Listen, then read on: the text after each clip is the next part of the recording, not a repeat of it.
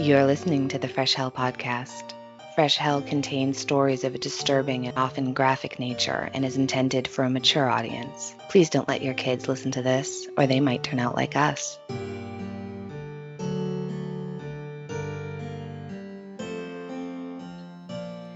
Hi, I'm Annie from the US. And I'm Johanna from Austria, and you are listening to another episode of your favorite international podcast. Welcome! If this is your first time listening, we are two online friends who haven't met in real life yet, and every week we meet to talk about murder, mystery, and the macabre. Yes, and welcome back if you're a regular listener. Thank you so much for your ongoing support, your lovely reviews, your extremely kind messages and emails. We really thank you so much. We appreciate you sharing our content with your friends and recommending the podcast to other people you know are into the macabre. You have no idea how much it really does help us grow. We really appreciate it. Thank you so much. Yeah, thank you. So we just had our first heat wave of this summer. I'm so thankful that we have a well, for watering my fruits and vegetable and flowers and all the other plants. I have to say, I do love summer. I do love the heat. I could never survive in Alaska, but put me in a hot region, no matter if it's dry heat or humid heat, and I feel absolutely comfortable. Annie, I know you're not a fan of heat. Other than air conditioning, what are some of your coping mechanisms? Yeah, I used to like the heat. Now we think I might be turning into a vampire. Direct sunlight makes me feel very unwell. And if I get too hot, my coping mechanism is I just pass out. I just literally go unconscious. And then other people have to deal with my sweaty, unconscious dead weight. That's pretty much my coping mechanism. I'm like a possum. So you're a goat. Yeah, I'm like a possum. Every time things get a little bit too heavy, my body's just like, nope, let's play dead. And I'm out. It's like, see you later. It's so fun for everyone, really. You never know when it might happen. I'm like an old computer, just constantly overheating and crashing. It's good times.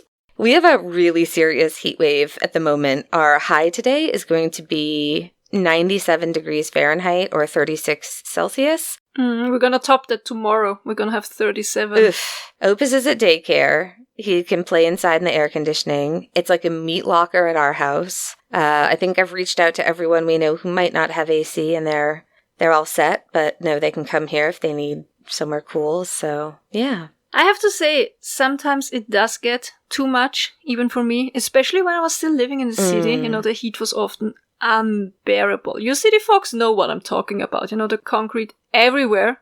Everything heats up, keeps radiating the heat 24 hours a day. Of course, I used a fan, cool showers, closing the curtains during the day, and so on and so on. And of course, the usual activities, like renting a boat on the Alte Donau, going for a swim. I love to do that. Yeah, you can also put ice in your hot water bottles and put them in your bed before you get in to cool it down. Oh yeah, that's a great idea. True, yeah. Now you might think, excuse me, why the hell are you talking about these kind of things? I don't know. I feel like heat is a very reasonable topic for hell. I have such a smooth transition right now. Okay. Here we go. One thing I like to do when the city heat was too much, I like to go and visit the Stephansdom, the St. Stephen's Cathedral, right in the center of Vienna. More precisely, I liked to tour the catacombs beneath the cathedral. It's not only lovely, cool and dark, it's actually also very interesting and kind of macabre. While I was lying in the shade of my ash tree and thinking of the people suffering in the city, I remembered those tours in the cathedral, and so I decided to tell you all about that building. Well, maybe not all about that building, because we could make a whole podcast about it, to be honest, but I'll tell you a little bit about it. The things I find most interesting about it. Yeah, I love these stories. I'm looking forward to this. So mostly I want to talk about the little macabre facts and legends that surround the cathedral, but I also want to give you at least a tiny bit of background info. Not too much. We are not a history podcast, but just the basics. I think I mentioned it before that many European cities evolved from Roman settlements, and Vienna is one of them. The name comes from the Roman settlement Vindobona. At least that's what we learned back when I was in school. I now read that there is some dispute among historians if that's even true, because some think that the name of Vienna or Wien comes from a Celtic word, Vedunia, which means forest stream. And it would make sense that the city's name comes from a Celtic word, as the first known settlement in the Viennese area was a Celtic one, and that was around 500 before Christ. The Romans came way later, 15 BC, and they did build a military garrison, a fortified city, so to say, as the protection from the Germanic tribes up north.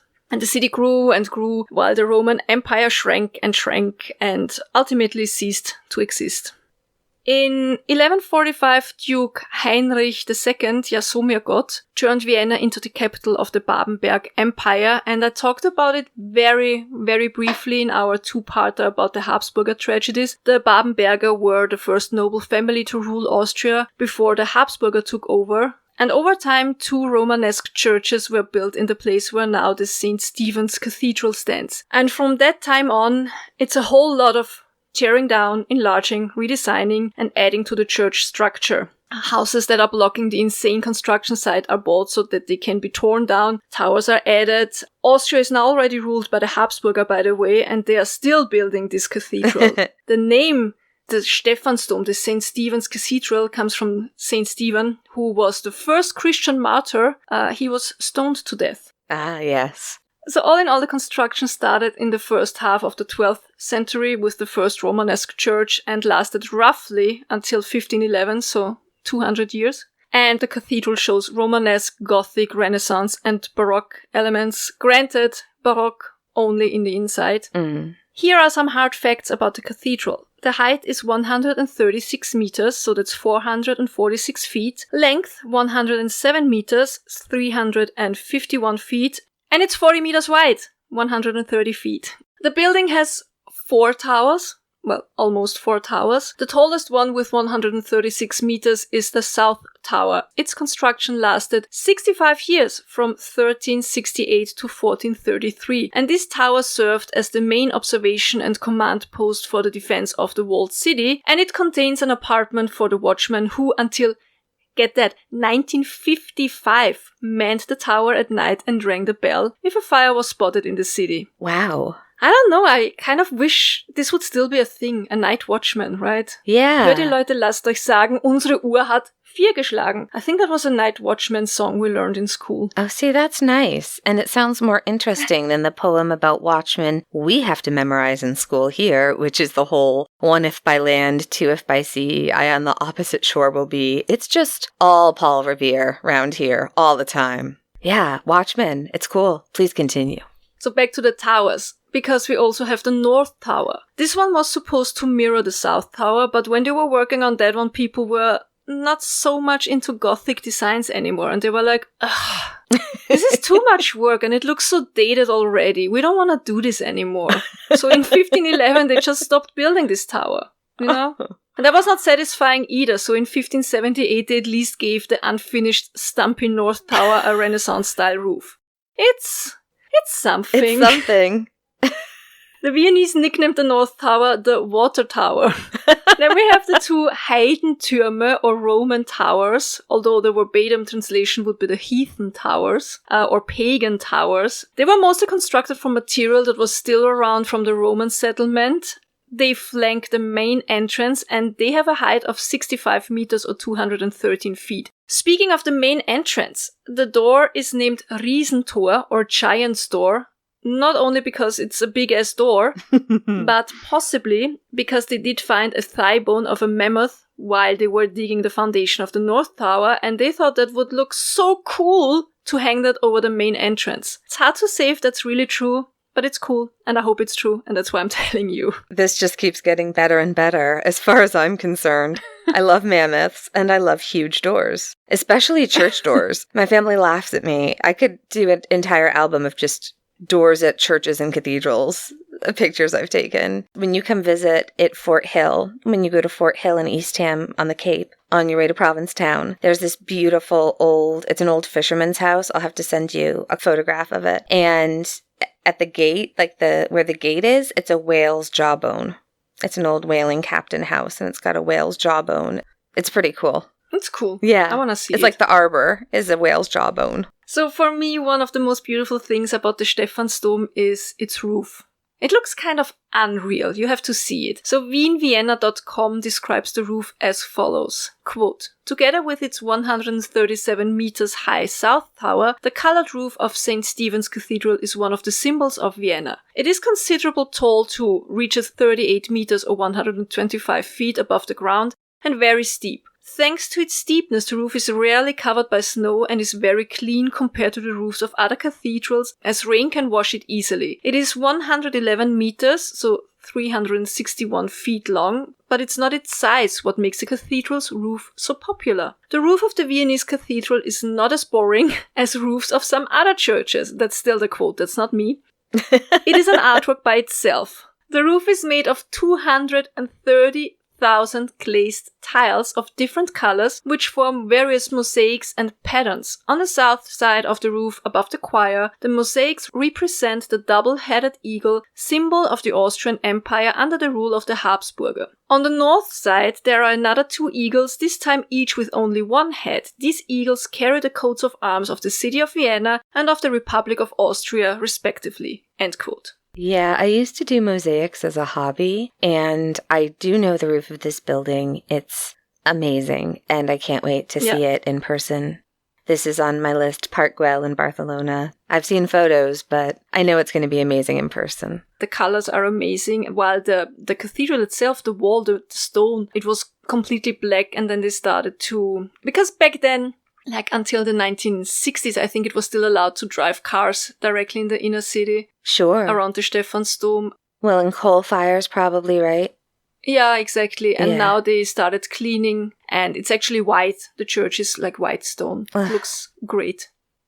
Not entirely white, more like very, very light stone. Yeah, I can't wait to see it. We really have to start putting together our list of what we're actually going to do when we visit. Yeah. On our first of many visits. So what else is interesting about the cathedral? The bells. I told you in yet another episode, I think it was the episode about the murder of Dagmar Fürich.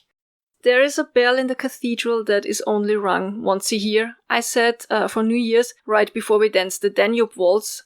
This bell is called the Boomerang, and it's the biggest of the bells located in the Stumpy North Tower and officially named for St. Mary. I actually think now that there are more occasions when the Boomerang is rung. The Christian festivities, like Christmas and Easter, for example, but it's really just a handful of occasions. So this bell is really heavy at 20,130 kilograms, so that's 44,380 pounds. It's the largest in Austria and the second largest swinging bell in Europe. The heaviest one is the one in Cologne. It has 23,500 kilograms or 51,800 pounds. The Boomerang was cast from cannons that had belonged to the Ottoman invaders when Vienna was under siege twice. Wow. There's a neat legend. It's definitely more a legend, but I think it's also pretty cool.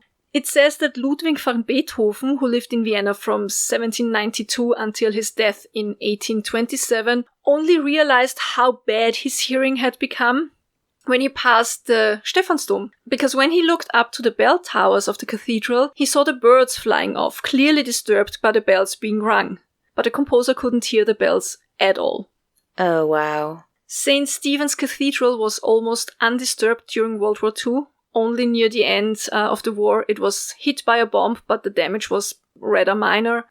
When Vienna had surrendered and a white flag was hoisted, the city commander Sepp Dietrich gave the order to, quote, fire 100 shells and reduce the Stephansdom to rubble, end quote.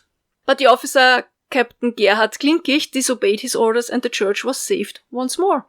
Unfortunately, though, the building still was severely damaged. That was by a fire.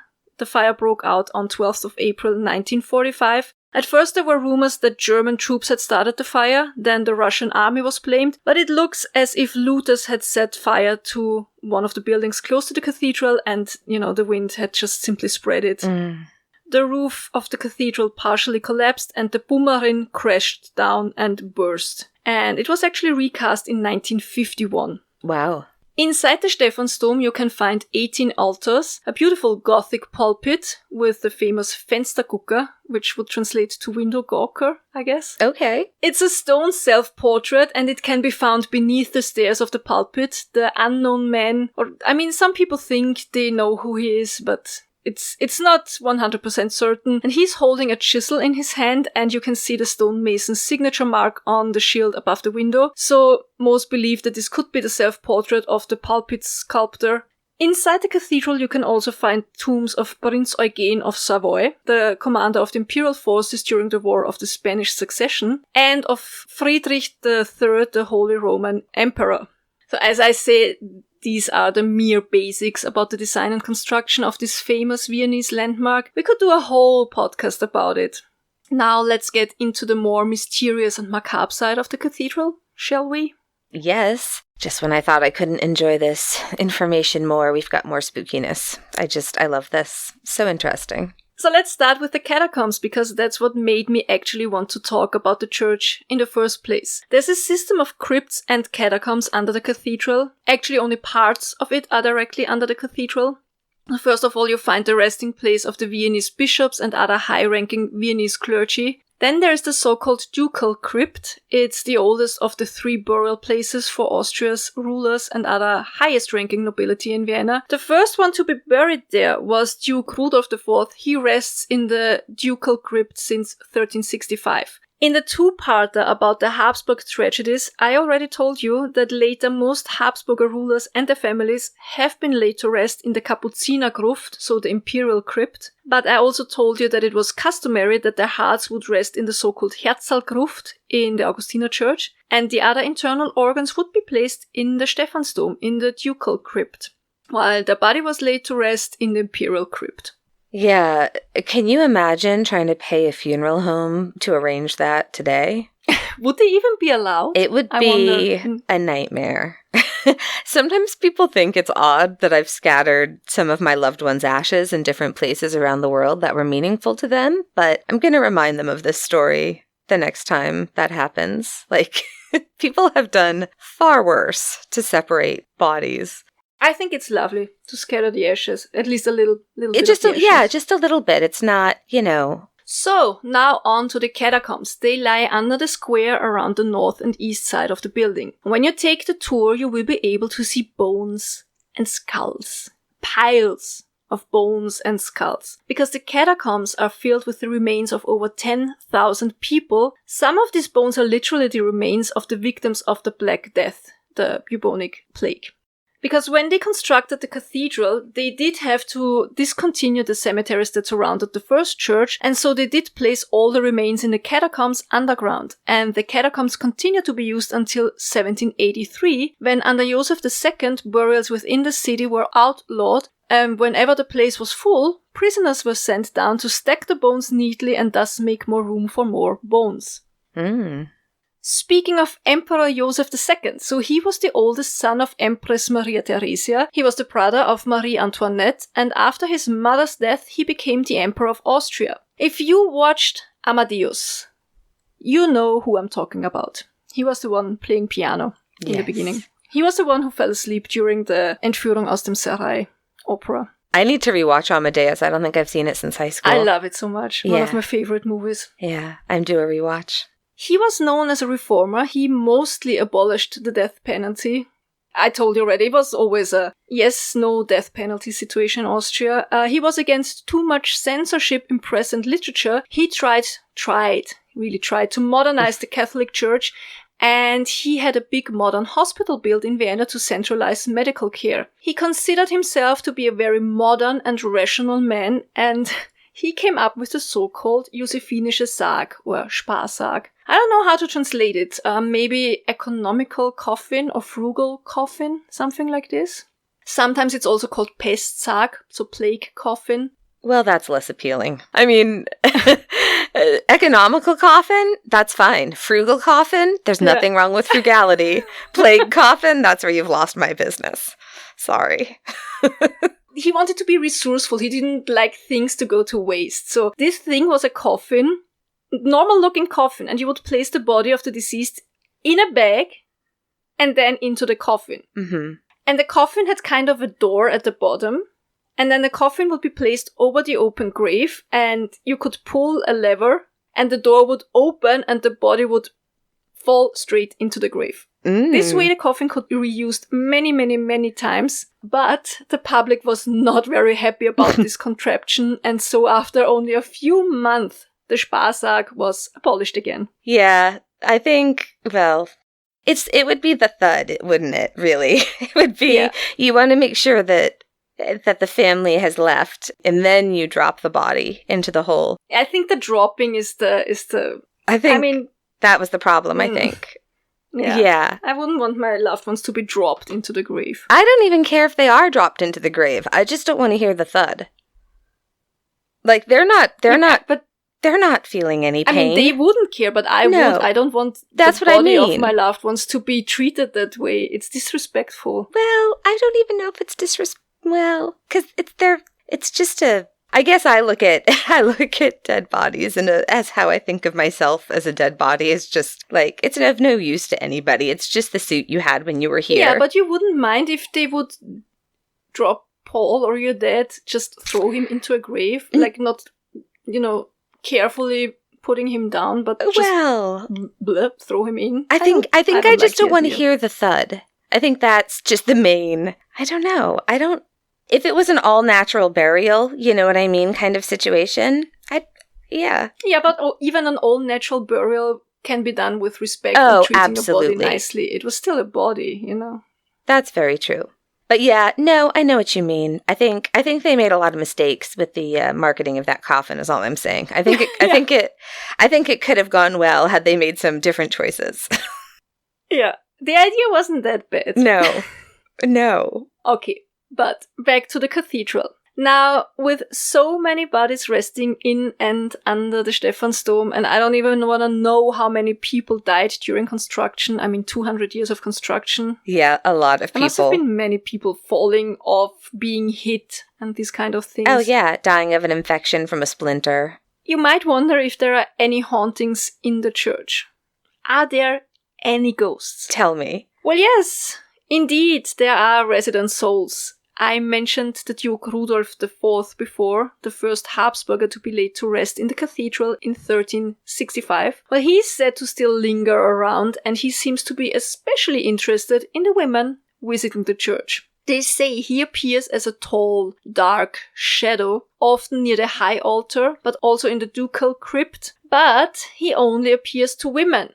It does make me wonder, though, how would one know that this is Duke Rudolf IV? If all you see is a tall, dark shadow, right? Yes, it's like our Tudor Afterlives episode. How would you know that lady in Tudor clothing is so-and-so? Yeah. So Rudolf IV apparently was very interested in a secret alphabet, the so-called Alphabetum Chaldeorum, or Alphabet of the Chaldeans. It's one of the best-known ciphers of the Middle Ages, and its name refers to the Chaldea, whose inhabitants during the medieval era were reputed to have mysterious and magical knowledge. And I took all this from Wikipedia because I never heard of it before. Rudolf apparently believed the origin of the secret alphabet was in India, which is actually not true, but he used it for, writing letters to his other noblemen with secret information that, if the enemy would catch the messenger, they shouldn't know, and things like this. So it was, There's secret language. The Duke's sarcophagus is engraved with his name and titles in this alphabet, but that's not the only place he had the letters used in the cathedral. If you walk in the room that is nowadays used as the gift shop, and you stand there and you look up, you can see some words in these mysterious letters on the wall. Duke Rudolf IV had them placed there. If you want to know what it says, you have to come over here and visit the Stephansdom yourself and take a look yourself and maybe ask the tour guide. Okay, I will. And I love a gift shop. This is very exciting. Oh, talking about secret engravings or secret letters, that reminds me there's another secret engraving on the cathedral, but on the outside. So if you stand in front of the main entrance and you look to the right side, you can see O5 scratched into the stone. And O5 stands for Österreich, so German word for Austria. 5 meaning the fifth letter of the alphabet, so E, and OE being the alternative spelling of Ö, so Österreich. Oh. O5 was the mark of the Austrian resistance group surrounding the Styrian student Jörg Untereiner. The O5, you can see nowadays behind glass, is not the original. There are two stories. So one says that the O5 was painted on the wall with white paint, and another one says that it was very lightly scratched into the stone. Whatever the truth is, at one point in the 1960s, the mark was engraved into the building to remind us of the brave people in the resistance. So, wow. And it's behind glass and it's protected and you can still see it. Yep. Nice.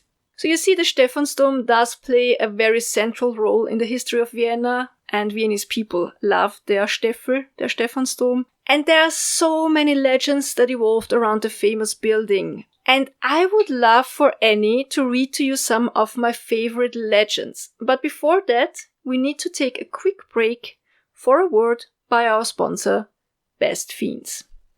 Looks like this summer is going to be back to normal. We are not only planning our first vacation in quite a while, we are also finally able to see our loved ones again. Annie just spent some time with her family in Florida, and I'm planning to have our friends over for a barbecue in our new garden. While I'm waiting for my guests to arrive, I will relax with a few rounds of my favorite 5-star rated puzzle game, Best Fiends. Best Fiends is the perfect companion for your summer vacation. No matter if you're waiting for your next flight or if you're enjoying an afternoon at the beach, Best Fiends is right there with you. I'm constantly training my favorite characters to try to defeat the slugs because hey, if I can't beat them in my garden, I can at least beat them virtually with Best Fiends. With over 5,000 levels, the fun never stops and new interesting levels and challenges are added regularly. Every time you play, there's always something new to experience. Download Best Fiends on the Apple App Store or Google Play for free today. That's friends without the R. Best Fiends.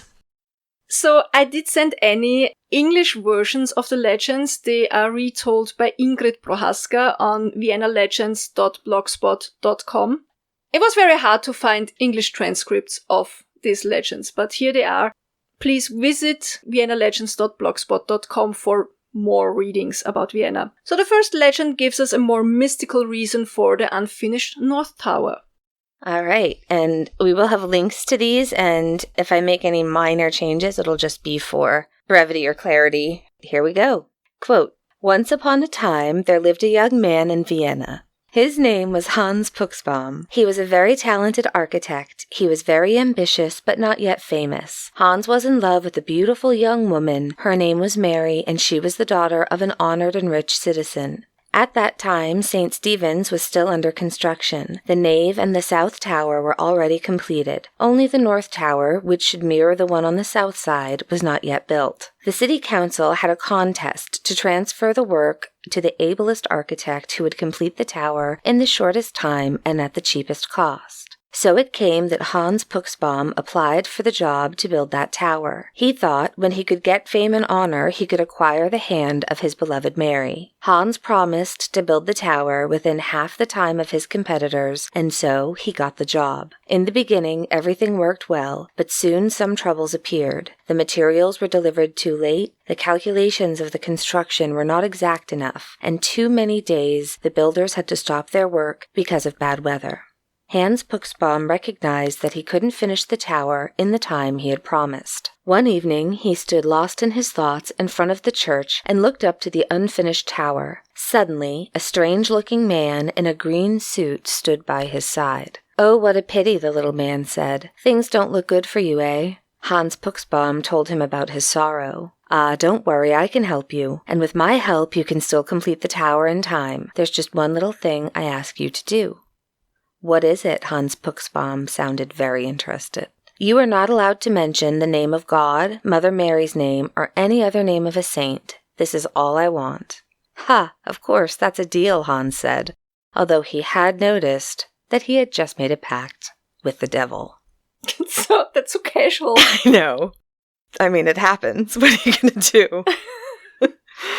Since that day, the North Tower grew faster than ever before. Hans Puxbaum was happy. He saw his goal near. He could finish the tower in time and finally marry his beloved bride. One beautiful day, he stood high above on the scaffolding. He looked down on the square and watched the people moving. He smiled. Just a few more days. In that moment, he discovered his future bride in the crowd. Full of joy, he called her name, Mary.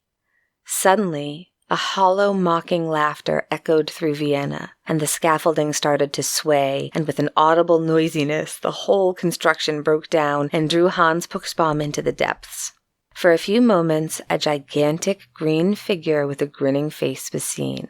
Then the people dared to remove the debris, but the dead body of Hans Puchsbaum couldn't be found, and he remained disappeared. The plan to build the North Tower of St. Stephen's was given up that day and was never taken up again. End quote. Well, that is a word of warning, not to make deals with the devil. Not on cathedral towers and not on crossroads. No. Be warned. No. Listen to the Charlie Daniels Band. Yeah. So, on the top of the cathedral you can see a metal weather vane in the shape of a cock. And I mean the male chicken because I know some of you were giggling right now. So actually you can see these cocks on many churches, as it was said that because the cock's crow announces the end of the night and the nearing morning, that this means that the devil and all of his minions had no more power over the faithful citizens of Vienna. Because the devil can only do evil during the night apparently. Yeah, he's nocturnal, like a hamster. And the whole aspect of Peter betraying Jesus thrice before the cock crows. Yes. That's just there to remind us that we're all weak sinners, right? At least in part. It's like, behold the chicken, and remember, you're not worthy. But there is, of course, a legend on why there is a cock on top of the Stephansdom, and it's much spookier. It's what we're here for. Quote, at the end of the 15th century, a brave and smart knight lived in Vienna. His name was Caspar von Schlesser, and he had a confidential position at the court of Emperor Maximilian I. Caspar was married to a very beautiful and warm-hearted woman. The couple was well known for their extraordinary happiness. One day, Emperor Maximilian I told his loyal knight to travel to Constantinople to bring the Sultan an important message. Caspar was worried that he was just chosen to make the dangerous travel so that someone else could get his wife. Caspar's wife was afraid that she might lose her beloved husband on that long and dangerous trip. But however, he had to go. The day came when they had to say goodbye to each other. The wife placed a silver crucifix around Caspar's neck. The consecrated cross should protect her beloved husband from need and danger. After a long journey, Caspar arrived at the Sultan's residence and handed over the important dispatch. The brave knight was already on his way back home when he was attacked by bandits. He was captured and sold as a slave. Many years of hard work followed for the nobleman. Only the silver crucifix, which he could hide from the robbers, gave him hope that he would regain his freedom one day. Year after year went by. At home, the wife mourned for her lost husband. After 5 years, she gave in the pressure of society, gave up her hope of the reunion, and decided to become engaged to her husband's friend. When they began to prepare the wedding, Caspar had a very strange dream. He saw his wife standing at the altar of St. Stephen's, where she just got married to his friend, Knight von Merkenstein. At the end of his nightmare, a soft voice whispered, "There is still time to prevent this marriage." Bathed in sweat, Caspar awoke. In his despair, he cried out, "I must be in Vienna tomorrow.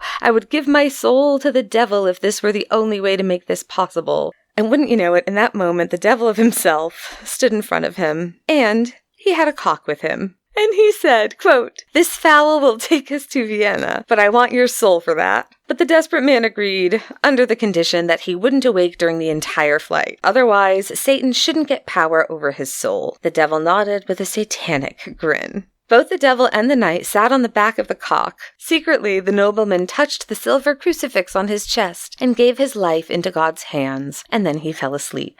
The cock took off and raced with its heavy load to the west. As morning dawned, St. Stephen's was already in sight. Full of joy, the cock followed its nature and let out a loud doodle-doo. But the crowing of the cock wakened Caspar. So the devil had lost Caspar's soul. Loudly cursing, the bogey threw the knight and the cock into the Danube. Then the bad guy went furiously down to hell. Fishermen pulled the two out of the river, and so Caspar von Schlesser could arrive at St. Stephen's in time. Happily, he hugged his wife. In gratitude to the cock which freed him from slavery and brought him back to Vienna in time, Caspar von Schlesser had an iron cock made for the roof of St. Stephen's Cathedral. The cock is still there, not only as a reminder of the devil ride in medieval times, it also serves as protection from the devil, who can carry out his own misdeeds only until the cocks crow at dawn. End quote. That is definitely infinitely spookier than a thrice denial. That one is spooky. Is it spookier? Is it really spookier? Riding on a cock with a heavy load? It just depends where you're going. Oh boy. Alright, the next one explains another haunting at the tower of the church. I love these. I'm really enjoying this. Okay. Quote, the 9th pin or the skittle player of St. Stephen's Tower. Oh yes, spooky bowling. All right. In ancient times, Vienna had a tower guard. He was located at the highest point of the town. This was, at that time, St. Stephen's Cathedral. He lived in a small apartment in the Tower of St. Stephen's and watched over the houses of the town. His duty was to alert the citizens when a fire broke out. But in quiet times, when nothing happened, it was quite a boring job. So it came that the Viennese built a skittle alley for the amusement of the tower guard in a small room beside the guard's parlor. It was a small and low-ceilinged room, and so the skittle alley was short. Therefore, the players stood with their backs to the alley, bowed their head, and had to roll the bowling ball between their legs. But this didn't matter. The young fellows from the neighborhood loved to play with the tower guard on this extraordinary bowling alley. Once there was a tower guard called Franz. He was a dissolute fellow. He loved to drink, and his passion was the 9-pin bowling. He was a master of this game, no matter where or when he was playing. He always hit all 9 pins with one single throw. He won every time. But soon, no one wanted to play with Franz anymore. One evening in fall, Franz played the skittles again alone until midnight. Suddenly, he heard a hollow voice out of the dark. Still playing at such a time? A tall, thin man with a gray cloak, the hood lowly pulled over his face, occurred in the light of the candles. Cold shivers ran over Franz's back, but soon he was fearless again, and answered boldly, "Do you dare play with me? I win every time." The gray replied with a cheerful voice, "Me too, I never lose a game." Franz took the skittle ball, and with a full swing, he hurled it between his legs. The skittles were blasted out, and cheerfully he shouted, "All 9, match that if you can." But when he realigned the pins, he hid one under his jacket, and seemingly unnoticed, he threw the pin out of the tower window. "Not that way, my friend," the gray roared in a sinister voice. Then the hooded man straightened up. He grew and spread his cloak. Shuddering, Franz saw the bare bones. "I am the death," it echoed through the little room, "and I always win. Even when there are only 8 pins, I make all 9. I just have to hit 8 plus 1. The skeletal hand reached for the ball and threw it into the pins. So they fell with heavy clatter, and instead of the 9th pin, Franz fell to the ground. The next morning, the tower guard was found dead between the pins. Since then, the tower guard Franz appears as a ghost at the bowling alley every night. He whimpers and whines and still tries to find the 9th pin, because otherwise, he can't find salvation. I mean, that took a dark turn. That is, and I mean this sincerely, the most terrifying story about church bowling I have ever heard. That is serious spooky fuckery. So, on one of the outside walls of the Stephansdom, you can see a figure of Christ in the so-called Man of Sorrows style. This depiction of Christ usually shows him with the crown of thorns on his head, displaying the wounds of his passion and his face and eyes full of pain and sorrow. But in Vienna, the figure of the Man of Sorrows is known as Christ with a toothache. And here is why. I like it. Quote, "Once upon a time, 3 jolly fellows lived in Vienna. They often sat together and drank until late in the night, and on their way home they used to play tricks on the Viennese. One night, after the curfew of their favorite pub, they strolled frolicsomely through the streets of Vienna. On their way they passed St. Stephen's Cathedral. In the lamplight they saw that the crown of thorns on the Man of Sorrows was adorned with fresh flowers. So that the wind couldn't blow away the flowers, they were tied with a cloth. This ranged from over the cheeks until under the chin where it was knotted. It was Junker Diepold, he was the leader of the troop, who laughed and said, 'Hey, this looks as if the Lord had a toothache. No wonder, he definitely stands at a drafty place.' And for a while they continued joking. Finally, they went to their homes. But that night, Junker Diepold couldn't find sleep. His cheeks began to burn, and a short time later, he got a very bad toothache. He rubbed his cheeks, he poked around in his teeth, he rinsed his mouth with hard liquor, but nothing helped. After the sleepless night, he consulted a doctor, but the man couldn't help him either. Your teeth are fine, the doctor said, but it's an odd thing. You are already the third patient today who's complaining of a toothache without any particular reason. With these words, Junker Diepold recognized that he was being punished by the man of sorrow for his sarcastic remarks, and he decided to apologize immediately. Ruefully and head bowed, he tied a cloth around his head and went to the man of sorrow. Actually, he was not surprised that he found his buddies there. He knelt down beside them and begged tearfully for forgiveness. The penitents were answered, and the tooth pain disappeared even in the same hour. The three fellows had their lesson. But since that incident, this man of sorrow is known as Christ with a toothache. End quote. I love that. Yeah, you can still see him outside. I'm gonna post a photo, of course, of the Christ with a toothache. I think that's nice. I think that Christ has a sense of humor. So I think so too. I think he'd be all right. So he didn't kill them, he just gave them a little bit of toothache. I agree. All right. So the last one is set in the time of the plague. Quote, The Requiem at St. Stephen's. The Christmas Eve of 1363 was a cold and stormy night. Reverend Graf Albrecht von Hohenberg sat in his warm and comfortable room. It was almost midnight, and the candles still gave the man enough light to read the chronicles of St. Stephen's Church. His mind was fully captured. He didn't even hear the noises of the storm. There was one striking sentence. He read it again and again. Quote, Those who are seen wearing a burial gown in the church on Christmas Eve will die within the next year. End quote. The man shook his head. He couldn't believe what he'd read. Incredible. This must have been written by someone with too much imagination. At that moment, he heard the sound of the church's organ and the singing of a chorus. He stood and went to the window. There was a light on in the church. Strange, he thought. A mass at such a time? But he wanted to know what was going on, so he put on his coat and walked through the alleys of graves. On his way, he prayed to God, Whatever I see there, I won't be afraid. I know you are with me. The brave man opened the door and walked into the church. He was very surprised to see the nave full of people, and he knew them. Everyone wore a burial gown. He looked toward the altar, wondering who was celebrating the Mass. The priest there turned around to bless the praying people. A cold shiver ran over his back when he saw himself. In that moment, the clock struck 1, and the old priest found himself in an empty and dark church. He hurried back to his warm room and wrote down what he had just experienced. Then he created a list with all the names of the people he had seen there, not forgetting to put down his own name at the end. A year went by. It was Christmas again. But this time, it wasn't a merry one. An epidemic plague had affected Vienna, and every single person on the priest's list, himself included, had passed away. End quote. That's sad. Spooky. Spooky and sad. And sad. Very much so, yeah. And that's it. So as I said, if you're interested in more Viennese legend, please visit viennalegends.blogspot.com. We'll put the link in our album. There you find more retellings in English. And if you want to know more about the Stephansdom, you have to come over here and visit. And it's lovely. It's worth a journey. I can't wait. I'm really looking forward to seeing it, for sure. Yeah.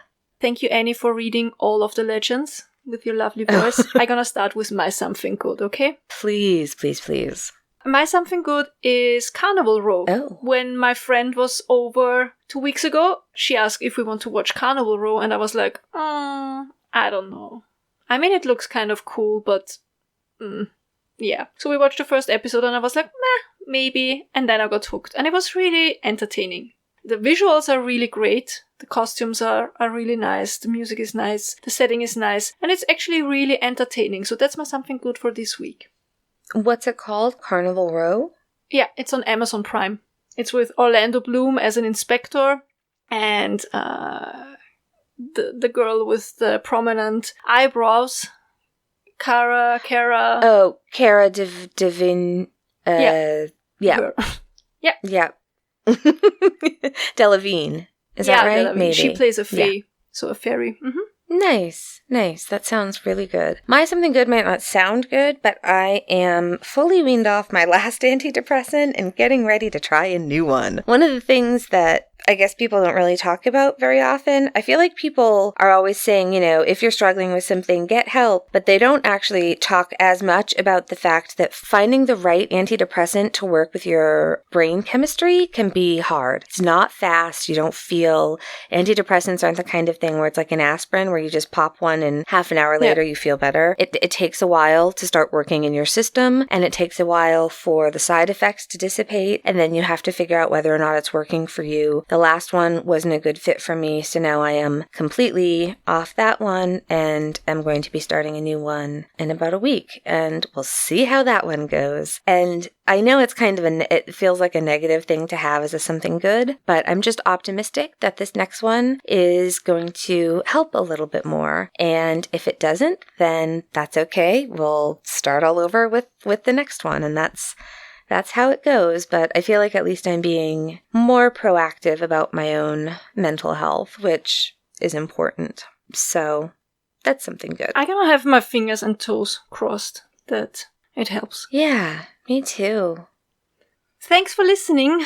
If you enjoyed this episode and or our other episodes, please, would you be so kind to give us 1 minute of your time and leave us a rating and or review on iTunes? It really helps us out, and we're always happy to read them. Absolutely. If you would like more information on our Patreon, you can go to patreon.com, where you'll find out what our different tiers are and what sort of benefits you'll get with each of them. If you want more information on anything about us, really, please visit our webpage, which is freshhellpodcast.com. You'll find information there on where to listen to us, how to get in touch with us, merch, our P.O. box address, our email address, all of that. Please come say hi in our Facebook group. It's just the nicest community of people. Just search in Facebook for Fresh Hell Murder and you should find us. We just had our first Saturday's, how is it called? Hellions Bizarre Bazaar? The Bizarre Bazaar. The Bizarre Bazaar. It's where our Hellions can post links to their Etsy store or whatever creative thing they are making, selling, doing, want to promote. Our Hellions are so unbelievably talented. It's crazy. So talented. Yeah. Shocking how many people do so many cool things there. Yeah. So go check it out, please. It's pretty amazing. I have a lot of new places bookmarked for future purchases. Yeah. Me too. We hope you enjoyed that Best Fiends ad, everyone. Please say hi to your pets. Tell them we love them. Tell them we miss them. Hug them, cuddle them. Always treat them kindly and with respect. As well as your fellow human being, please. Yeah, please give everybody the benefit of the doubt, at least once. And if you are going through hell, keep going. Tschüss. Bye.